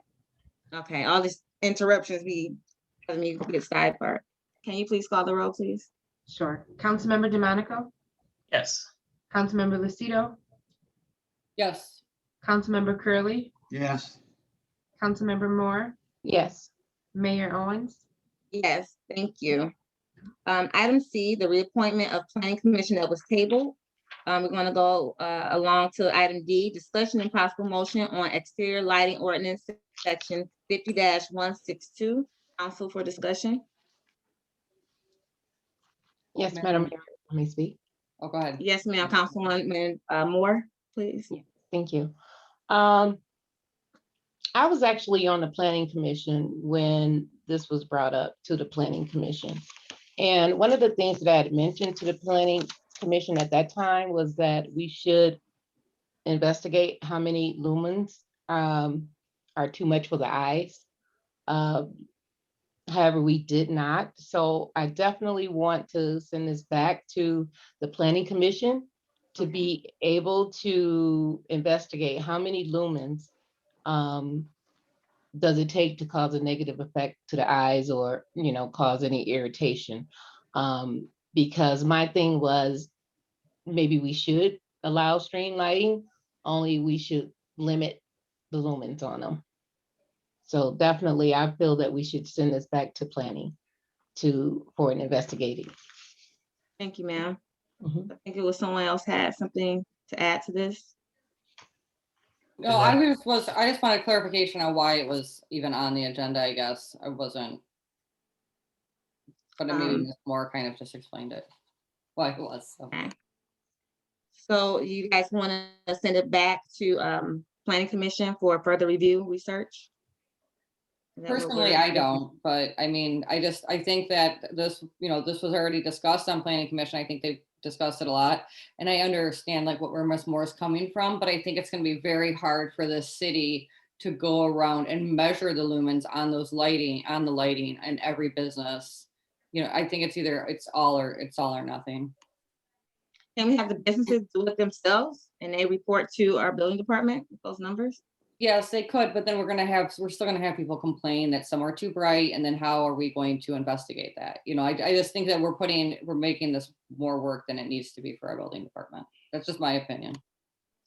Any other discussion on this, council? Well, so help me out here. So as my understanding, and tell me if I'm right or wrong, it says that direct the planning commission to revisit the amendment. Their decision was quite clear. I don't know, and I'm not going to guess. I was just going to say, I don't know how many of the commissioners on that board would say, oh, let's lighten it up a little bit. Let's allow green and not white, or let's allow blue but not green. I don't know. Certainly, if we vote to send this back to the planning commission, we have to direct the administration to not do anything until we hear back from the planning commission. In other words, put a moratorium. Maybe that's the wrong word, but put a moratorium on going out and saying you're in violation. You got a letter. Here's your ticket. I don't think we can do that if we're going to send them. I don't mind sending it back to the planning commission. Maybe there is, there's always alternatives and compromises on anything that you do. I'll just name one. Maybe once a person leaves their establishment, all those lights have to be shut off. And I know that's not happening now. I could name you 4 or 5, but I won't, that keep their lights on 24/7. I'm just thinking off the top of my head, Mayor. But I wouldn't have a problem sending it back to them, but I would be very adamant about the fact that the administration hands off until we hear back from the planning commission. I agree, Councilman Crowley. I agree with Councilwoman Moore as well. So do you want to put a motion on the table, Councilwoman? Yes, I would. I put a motion that we direct to the planning commission to revisit the amendment of the interior lighting ordinance that was adopted on October the 6th, 2020. Even though, and I believe that it needs to be added that they do an investigation of the lumens, because in some people's establishments, it definitely lights up the area. That is my motion. And not to enforce at this time, the building department, not to enforce the regulations of it at this time, while it's being investigated and sent back to the planning department. I support that. Motion and supported. Mayor? Yes, sir.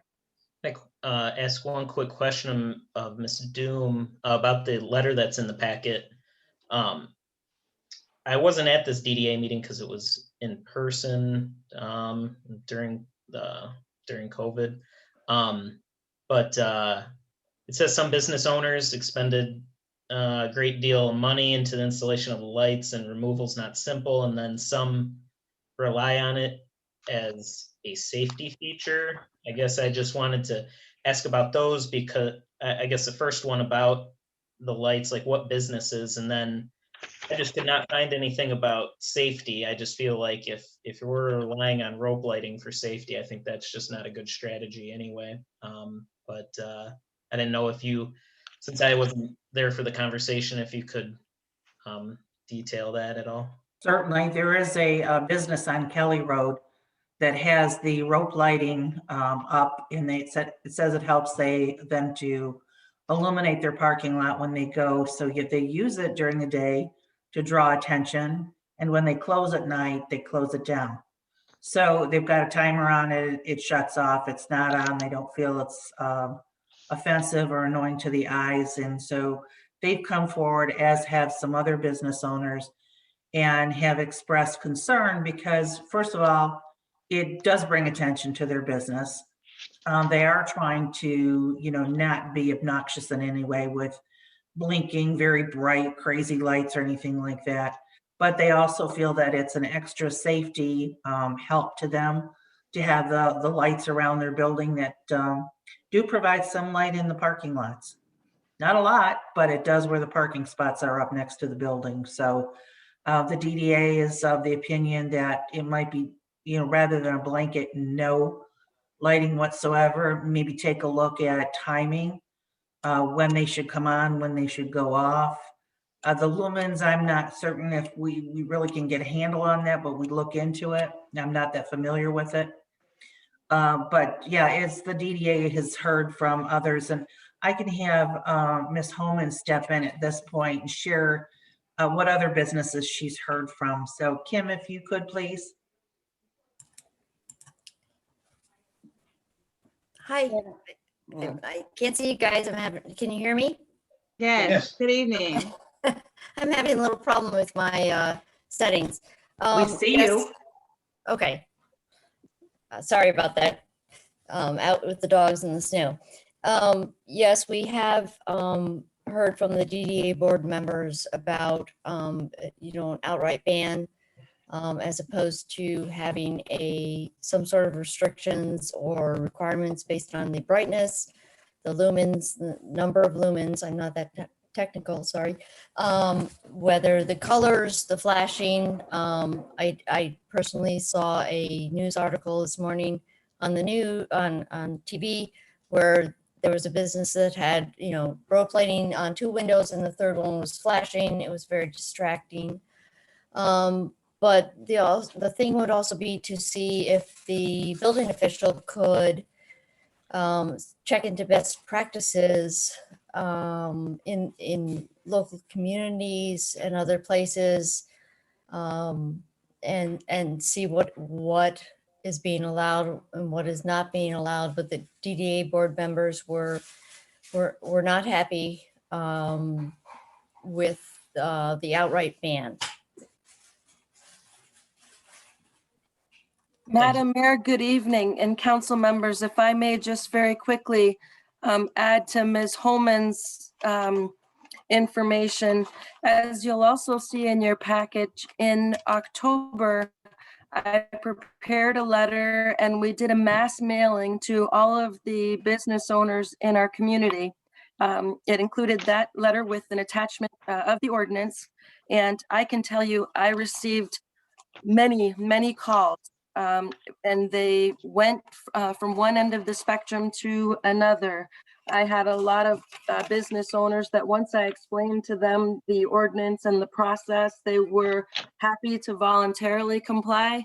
Unfortunately, to report to you that I had many, many more who felt that it was burdensome and that it would detract from their visibility, that it was going to cause an undue hardship as far as expense. Some of the concerns that the DDA expressed in their letter, and some of these business owners had the very valid argument that these lights were inspected and approved at the time they were given their certificate of occupancy and their license.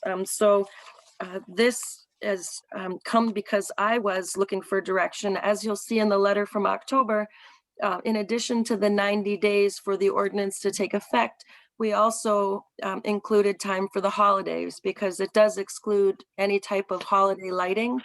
And so,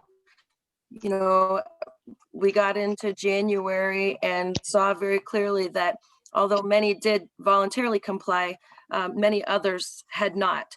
And just as Ms. Holman shared, in our goal to be business friendly and comply with our RRC recertification, and in looking at best practices, not being a hindrance to businesses or interfering with their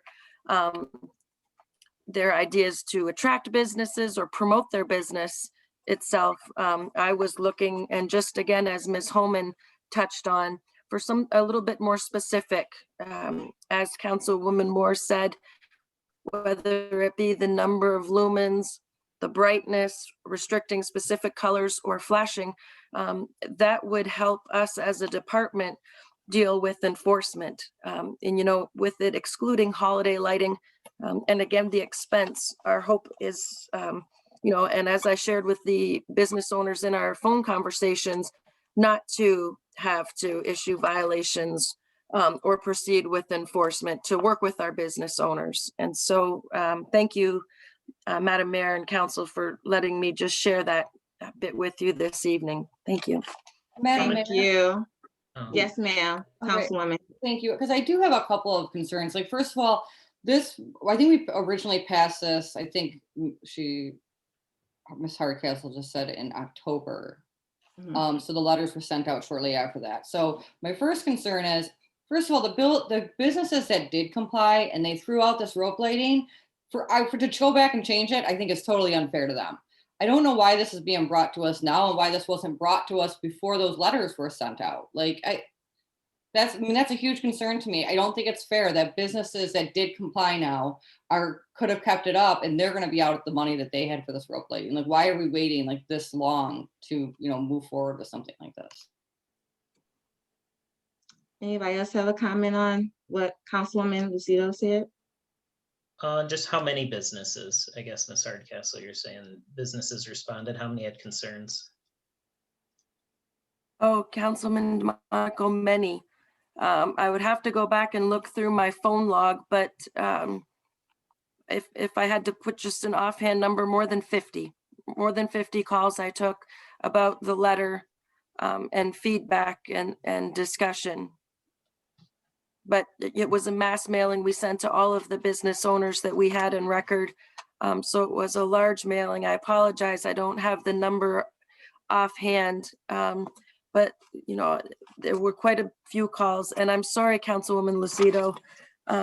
I had just started my employment with the city, and I was still working closely with Ms. Van Haren at the time, and not knowing any of the feedback that we would get, I just understood this is a new ordinance, and part of our job in the building department was to make our business owners aware of it, not as an enforcement matter, but more of what I call this an informational letter, to let them know that this has passed. Here's the ordinance, you know, and with a brief summary of it on the cover letter, you know, and a lot of my discussions, many business or more than a handful also called back and said, hey, I don't have that lighting. And to which I explained again, this is a letter that we sent out to all of our businesses just to make them aware. Now, Ms. Hardcastle, thank you for explaining that. Did Ms. Van Haren do that before she left? Do you know for sure? Well, I know that we prepared the letter together. Was it already done? Yes, we did that you and her together. Okay. And that was before, was and that this was after sent this passed? Was this this- after it had passed, the ordinance? Yes, the ordinance passed on October 6th, and we sent the letter out on the 20th, so 2 weeks after it passed, but it still didn't take full effect, Madam Mayor, until 90 days after the ordinance was adopted. And at that time, I had no way of knowing or gauging what our business owners' response would be. Okay. And that's fair to say that, because that's on us, because I feel like the planning commission, I don't want to put it on the planning commission. We're gonna put it as a whole, as a city. Our job is to do the research and see what's going on before we pass ordinances. And it seemed like we didn't do that. Madam Mayor. We should have sent the letters out, found out what was going on, and found out what the business owners were dealing with, what they had, and then an analysis and data and all that information and research. Then sent it to the planning commission. When the building department got that information, sent it to the planning commission. They did their own research, and then it came to council.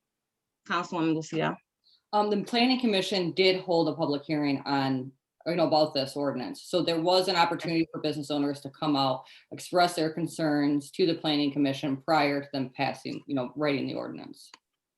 Correct, but actually sending it out to them, which Ms. Hardcastle did, and I like that. Everybody doesn't know about a council meeting. Even people that have been living in the city for over 20 years don't even know that we're having a council meeting on Tuesdays and, you know, every first and third of the month. So, and then we have new business owners coming into our city. So we want to make sure that we directly have that connection with them. And it seems like we haven't had that at all. And so I've talked to a lot of new business owners and they don't know a lot of our ordinances. And a lot of new residents don't even know when our council meetings are. And so it's our job to, inform them and let them know and communicate with them because they're bringing revenue into our city. So we want to make sure we connect with them, let them know what's going on so they don't leave because we're not connecting and communicating with them. So I'm gonna say good job on the building department, and we have to do better with communicating with our businesses and making those ordinances, making sure it works for not only the residents, but our business owners as well. So we have a motion and we have seconded on the floor. Can you call the roll, please? Unless there's other discussion on this. Let's call the roll. Call the roll, please. Councilmember Moore, Yes. Councilmember Curley, Yes. Councilmember Lucido, No. Mayor Owens, Yes. Councilmember DeMonico. Yes. Moving right along to item E, approval of the managed assigned council coordinator contract.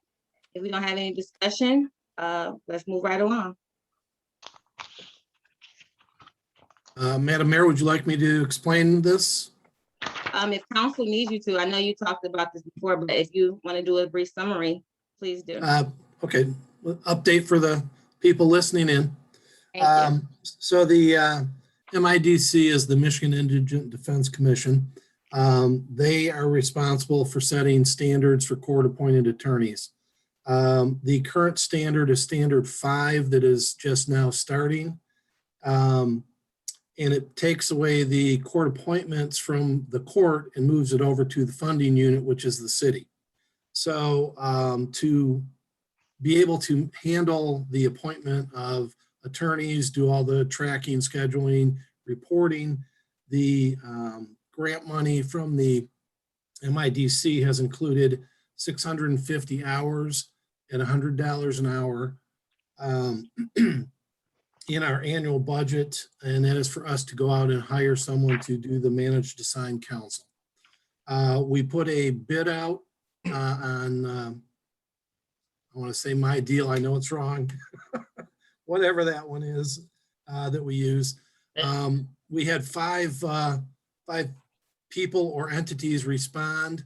We did an interview process with all 5 of them. We had Mariah Walton, our assistant city manager, who has worked in the court systems. We had Kim Homan, who is an attorney. We had myself as finance director and the person that this position will report to. And we included Judge Galen on the interviews. We went through, did the interviews, scored them out, and Tanya Grillo was #1 on 3 of the 4 scoring sheets. And that is who we are looking to appoint or approve the contract with. Even though it's MIDC money, it's a contract with the city, so council needs to approve that. And that's what we're asking for tonight, is to go ahead and approve the contract with Ms. Grillo. Thank you, sir. Council, questions, concerns?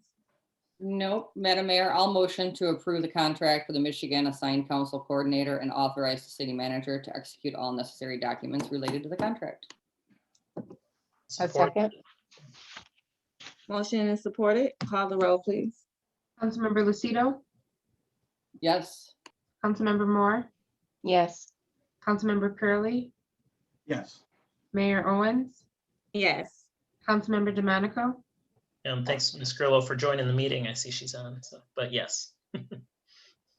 Okay. Moving right along to item F that was added by Councilman DeMonico for the city planning training for Councilwoman Moore and Councilman Curley. Is that correct? Yes, Madam Mayor. Yes, sir. So move to approve that training. Support. Moved and supported. Please call the roll. Councilmember DeMonico, Yes. Councilmember Lucido, Yes. Councilmember Moore, Yes. Mayor Owens, Yes. Councilmember Curley, Yes. Moving right along to payroll and bills. Madam Mayor, I'll motion to pay the bills in the amount of $2,825,324.66. Support. Moved and supported. Please call the roll. Councilmember Lucido, Yes. Councilmember DeMonico, Yes. Mayor Owens, Yes. Councilmember Curley, Yes. Councilmember Moore. Yes. We are now at our second hearing of the public. So if you didn't get to talk the first time, or you did, you get a second time to speak at this time. You get 3 minutes. Please say your name and your residency or your location. And let's begin. The second hearing of the public is now open. We have Mary Hall Rayford that would like to speak. Okay, good evening again. Yes, Mary Howell Rayford, Eastpointe resident and advocate. What I referenced before that I wanted to talk about was a brief story about how I came to be in Eastpointe. Oh my God. And one of the things that I loved about it was the fact that people were so friendly. I love to walk. I walked block after block from my house to East Detroit Bakery. That was my treat for the walk.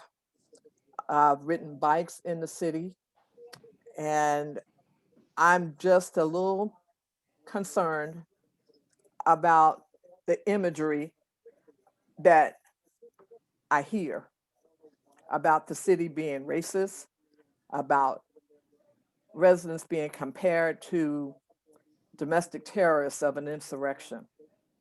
That's not an image that's going to help the city grow.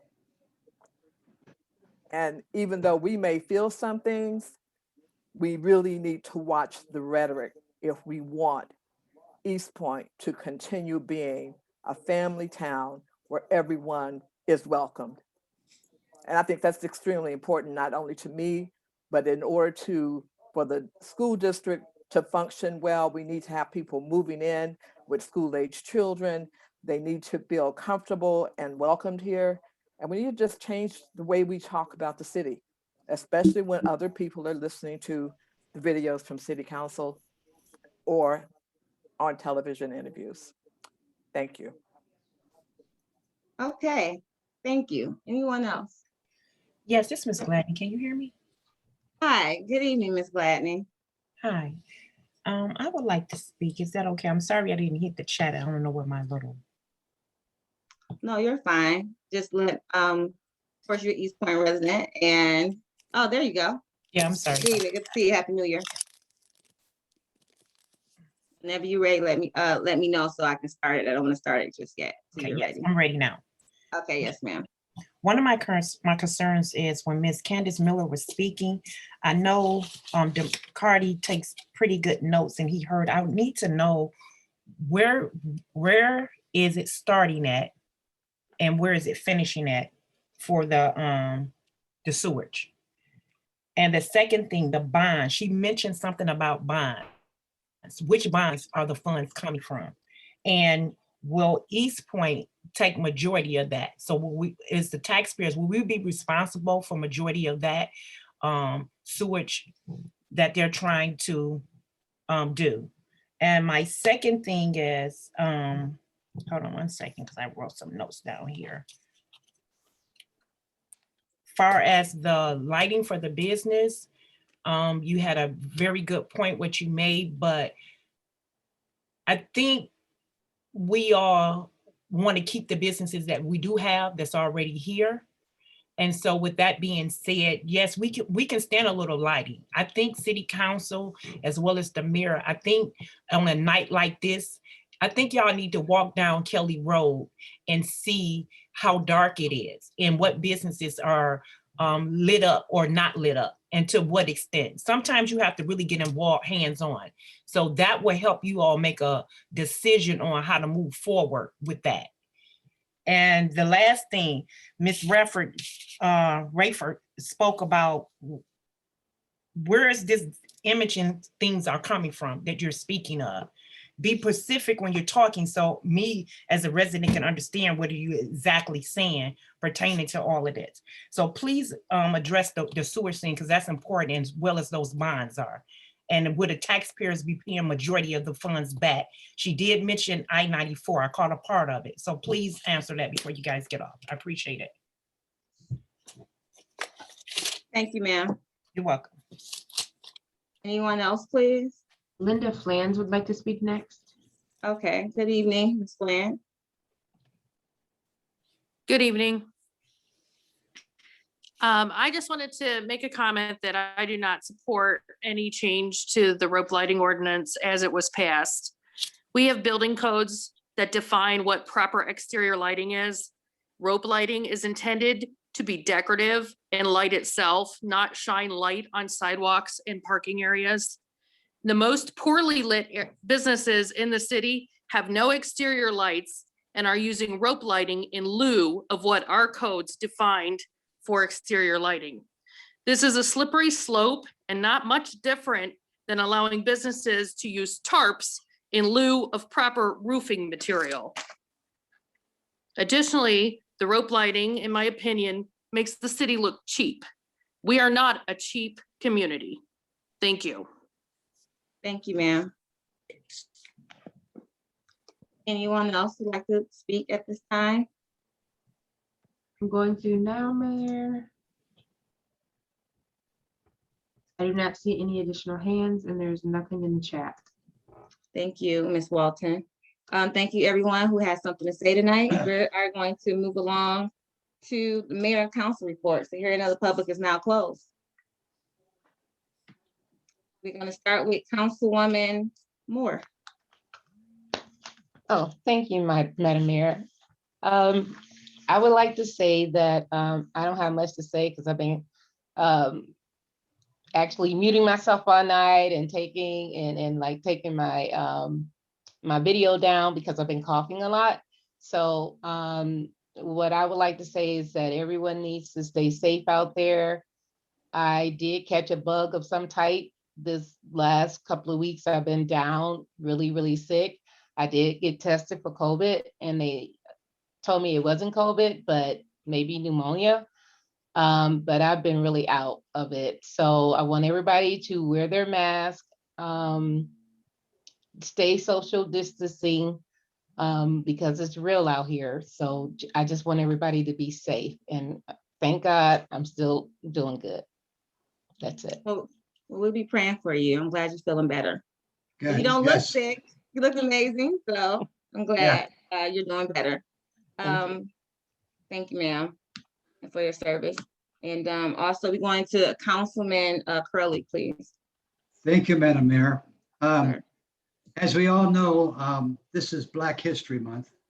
And I must tell you that you can find so many stories about the incredible stories about Black History Month. And let me tell you, let me tell you one. Here's the question. What would you do to become free 170 years ago? It's 1849 and Henry Brown was a slave. He was married and he had 3 children. And one day the owner of the plantation got mad at Henry and took his wife and his 3 children and sold them to another plantation. Henry was 33 years old. And he said, I can't live as a slave anymore. I want to be free. So he got 2 friends and they made a crate. Now listen very carefully to the size of this crate. 2 feet by 2 feet by 3 feet. And they put Henry into that crate and nailed it up. And on the top, they put fragile, this side up. Henry took a little bit of water and a couple pieces of bread. And the trip to Philadelphia from Virginia City took 27 hours.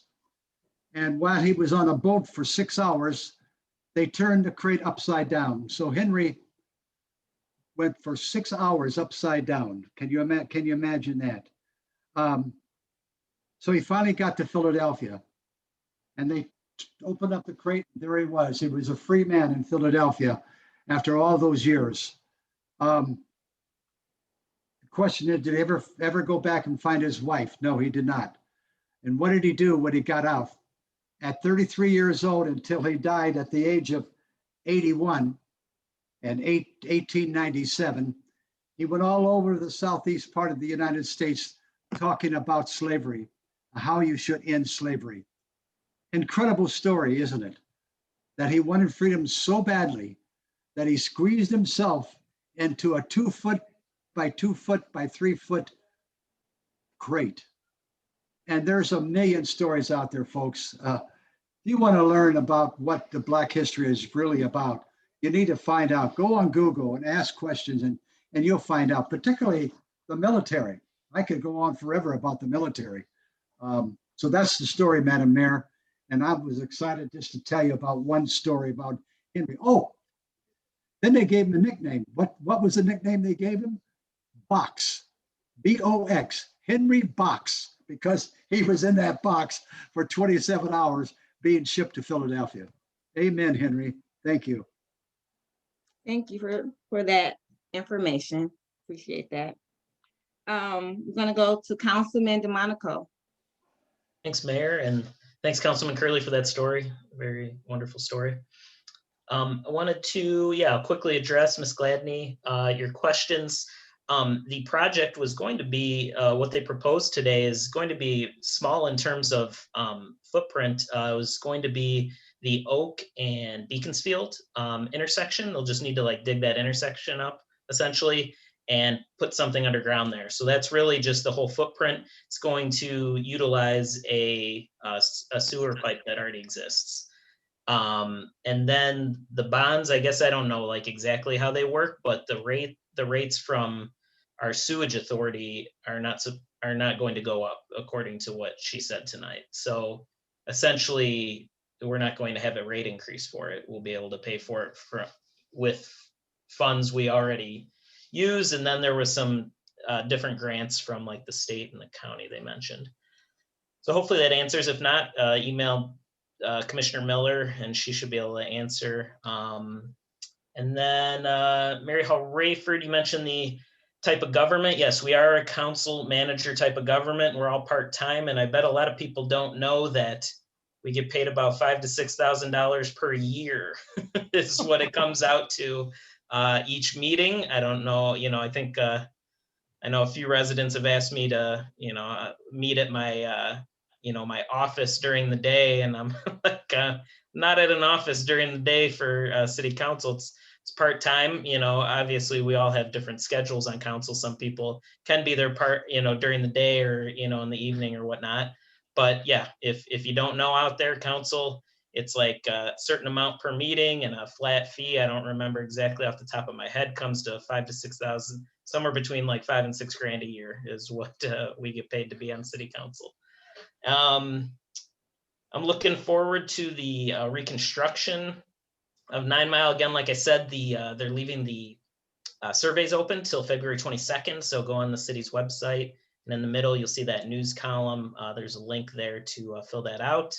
I know I heard earlier today, there's over 500 people that put in. So please continue to do that. And then everyone just, get your vehicles off the street. Let's all just try to work together. There's a lot of snow out there, of course, today. It seems kind of crazy to me that our first snow emergency is not till now. It's been a relatively light snow year in terms of snow. And happy birthday to my brother on Saturday. And that's all I had, Madam Mayor. Thank you, sir. Councilwoman Lucido. Thank you, Mayor. Well, I think Mr. DeMonico covered all of the questions that were asked during hearing of the public, so I don't really have too much to say this evening. So I hope you feel better, Ms. Moore, soon. And I think that's it. Thank you. Thank you, everyone who attended tonight. I do want to, one of the ladies who asked about the water sewage and what we're doing, actually the first plan was $30 million plan. And then we came back because that was pushed away by EGO because they didn't want to, the people that live closer to that Chappaton didn't want to expand it because it smelled bad and no one wants to live around sewage. And so actually it was $30 million. We changed to $16 million to save some money. And those bonds, if you send us an email about those bonds and things like that, we will forward that email and also forward that information to Mr. Blum, who's our finance director, so he can break it down to you and how that works, because we want you to be fully educated on what's going on. It's kind of hard to talk about it and don't have a board or a chart and things like that right in front of me. But if you want to send us that email, we would definitely give you that information as soon as possible. Also, I want to also again congratulate Ms. Walton on being our new assistant city manager, and also our new public works director. He's been here for over 16 years. He's done a good job in the past, people who work in those positions as well. Thank you for your service as well.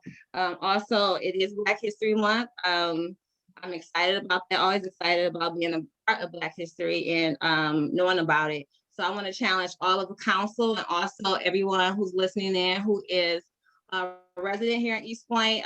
Since it's Black History Month and we have Black-owned businesses here, we celebrate all our businesses, no matter what background or what culture they are. But since it is Black History Month, you know, if you know a business that's Black-owned, post it on your Facebook page and let's support them. You know, women-owned, Black-owned businesses.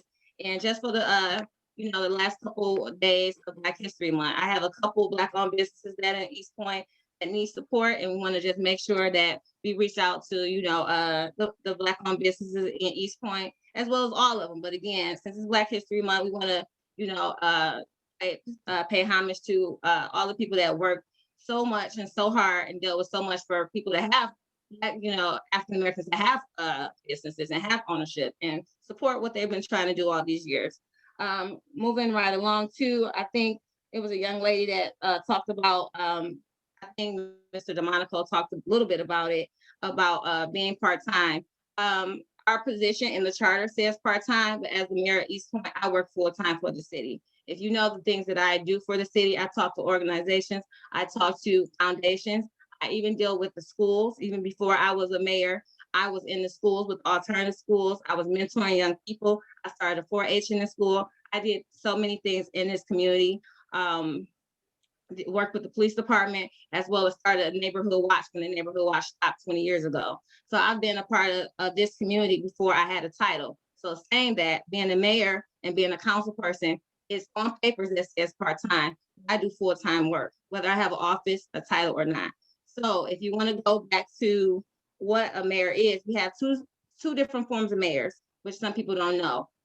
I'm gonna take the mayor of Detroit, for instance, and I'm gonna take myself. He has a unlimited form of mayor where he can hire and fire. He doesn't have city manager like we do here in Eastpointe, but the mayor is also no matter what city you live in, they are the chief executive of the city, whether they're part of the council. They are the chief and the representative and the face of the city. And so I do a lot of things as far as I can marry couples. I go out to businesses. I go visit businesses and see what they need. I go to the schools and see what they need. Even though it's a separate entity, I work with the schools and make sure that our kids have what they need. Because when people come into a city, they want to make sure that they have safety, the education, and the infrastructure. So I make sure I go to these different communities. I visit different communities, see what they're doing. I talk to different mayors all around the country to see what they're doing. I also get on the phone with different foundations and organizations to bring that to our city, to bring money to our city. And I do a lot of research for our city. And I work to deal with initiatives to bring businesses to our city. So I go outside of the city to bring new businesses to our city and introduce them to Eastpointe. So if I go on the list of all the things that I do, you're gonna have time in this meeting, everybody ready to go home. So again, I am not a part-time mayor. That's what's on paper. So you can go and say I'm a part-time mayor, but I take my job full-time. And so we don't go by money. If you're gonna serve the community, we don't go how much we get paid. If I didn't get paid, I would still be a full-time mayor. If I do get paid, I'm still gonna be a full-time mayor. That's like when I was a police officer, I didn't get paid much, but I did my best as an officer. So when you take the role and you do a service for a community, it's not about how much you get paid. It's not about a title. It's about the service. So I'm gonna close that out with saying, thank you everyone for attending. Again, I ask everybody to take that Black History Challenge and put a Black-owned business on your Facebook, and let's represent the businesses here. And then so on. After that, we support all the businesses. So I want a motion for adjournment, please. So moved. Thank you. Moved in, so can I get support, please? Support. Thank you. Motion is supported. Please call the roll. Councilmember Curley, Yes. Councilmember Lucido, Yes. Councilmember DeMonico, Yes. Councilmember Moore, Yes. Mayor Owens. Yes, meeting adjourned. Have a good night, everyone. Happy Black History Month. Good night, everybody. Good night.